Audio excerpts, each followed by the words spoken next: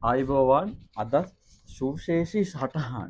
එහෙනම් මතක තියාගන්න මේ හස්ත රේඛා ජ්‍යොතිෂය කියන්නේ හරි පුදුම සහගත විෂයක්. එතකොට ඇත්තට මට සතුටුයි ආචාර්යවරු මහාචාර්යවරු එතකොට උපාධිලාභීන් තමා මේ විෂය බලන්නේ. උගත් අය තමා මේ විෂය බලන්නේ. දැනොත් මේ උතර ඉගෙන ගත්ත කෙනෙක් මේ උපාධියක් ගත්ත කෙනෙක්. එතකොට මතක තියාගන්න හස්ත රේඛායි ජ්‍යොතිෂය දෙක එකට තමයි මම බලන්නේ.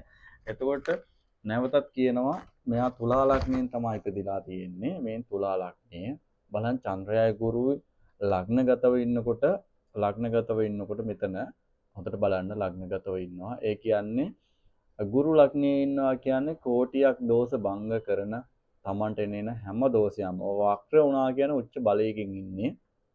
ඒක පොදු කාරණා. එතකොට චන්ද්‍රයයි ගුරුයි ශනි පහේ බලවත් වෙලා ඉන්නවා ඉගෙන ගන්න තැන. එතකොට මෙයා උපාධියක් කරලා තියෙනවා. මේ උපාධිය ගැන කියවෙන සටහන බලන්න. එතකොට බිස්නස් සම්බන්ධ තමයි උපාධියක් කරන්නේ. දැන් කරලා ඉන්නේ අවුරුදු 32යි වයස. එතකොට මේ බලපු සත්‍ය මේ කට සටහන් වලින් කියන්නේ ඔය අහලා තියෙන කාරණා තමයි මේ දාලා තියෙන්නේ. එතකොට එයාට ව්‍යාපාර හැකියාව කතා කරන එක්ස් අකුර පේනවනේ. එක්ස් අකුර තියෙන විදිය එක්ස් අකුර නිර්මාණය වෙලා කොහොමද ව්‍යාපාර හැකියාව කියන්නේ? බුධ රවි එයාගේ 7 වෙනි ඉන්නවා. එතකොට මේ එක්ස් අකුර නිර්මාණය වෙලා තින්නේ එහෙම.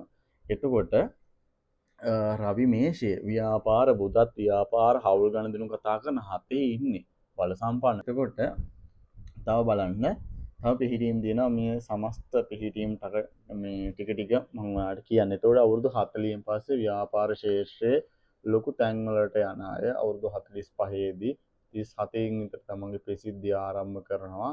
ලොකු ජයග්‍රහණ. එතකොට නිවාසයක් මෙන්න මේ කාලේ නිවාසයක් මෙතන ත්‍රිකෝණයක් තියෙන නිවාසයක් හදලා එයාට ජීවිතේ ගොඩ යන්න එයා හිතන් ඉන්න එයාට කියලා එයාගේ ෆැමිලි එක මේ ධනවත් කෙනෙක් හොඳට බලන්න. එතකොට මේ තමයි ධන රේඛාව තියෙන විදිය. එතකොට විදේශ රටවල ගිහින් එන පිහිටීම් විතරම විදේශ රටවල සංචාරේ ඒ රටවල පදිංචිය වුණත් වෙන්න පුළුවන්. එතකොට වාහන වෙළඳාම ගැනත් කියවෙනවා. මේ ඒ සම්බන්ධව Tamanට තියෙන උරුමකම් තියෙනවා. හොඳට බලන්න. මෙහෙම ටිකක් මම පැහැදිලි කරන්න මේ කෙටියෙන් මේ එතකොට ටිකක් මෙයාට කකුලේ කැක්කුමක් ඇවිත් තියෙනවා. මෙතන කතරේ සටහන මෙතන ශනි මණ්ඩලයේ තමන්ට ශනි කියන්නේ ශාරීරික තමන්ගේ ශරීරයේ ස්නායු පද්ධතිය තමයි කියවෙන්නේ. මෙතන එක යාටියක් ආතරයිසිස් වගේ රෝගයකට ඉස්මතු වෙලා තියෙනවා. එතකොට ඒකට මම පිළිවෙත් කිව්වා බෙහෙත් ඖෂධ වගේ දේවල් වැඩිපුර පූජා කරගන්න. ටිකක් මේ රේගා වැඩි කියන්නේ වැඩිපුර කල්පනා කරන දවසක හොඳ ධනවත් කෙනෙක් ධනවත් පවුලක කෙනෙක්. එතකොට බලන්න මේ ශේෂ්ත්‍රය හැම දිස්සෙම බලන්නේ උගත් මිනිස්සු බුද්ධිමත් මිනිස්සු තමයි මේ ශේෂ්ත්‍රය බලන්නේ. මෝඩ මිනිස්සුන්ට නෙමෙයි. ඒකෙන්ද මම බලන්නේ කේන්දරයේ හස්ත රේඛා දෙක එකට ටික කාර්ය බහුලයි. හැබැයි මම දවසට වැඩ 2යි හෝ 3ක් වගේ තමයි කරන්නේ. හරි ඊට අපිට මහන්සි වැඩි වැඩ කරන්න බෑ.